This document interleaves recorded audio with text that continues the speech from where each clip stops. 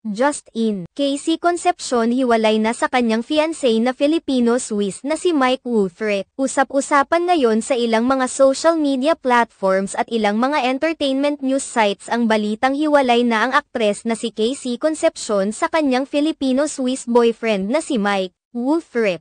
Nag-ugat ang usaping ito nang mapansin ng maraming mga netizens na hindi na naka-follow sina Casey Concepcion at Mike Woothrick sa isa't isa sa kanilang Instagram account.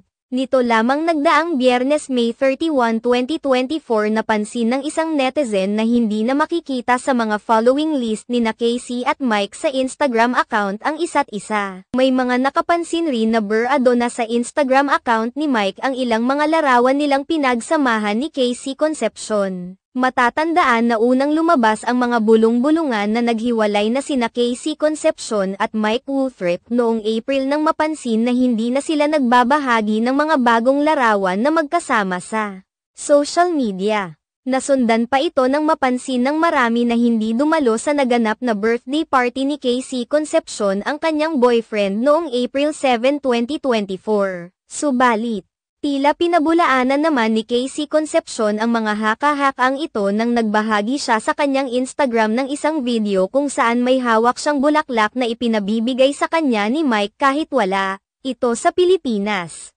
Bukod pa rito, binati rin ni Casey Concepcion si Mike noong nakaraang birthday nito noong April 23, 2024 kalakip ang isang napaka-sweet na mensahe. Samantala, noong May 18, muling nabuksan ang agam-agam ng mga netizens na nagkahiwalay na sina Mike at Casey nang magbahagi ang aktres ng isang larawan na may caption na, "Moving on."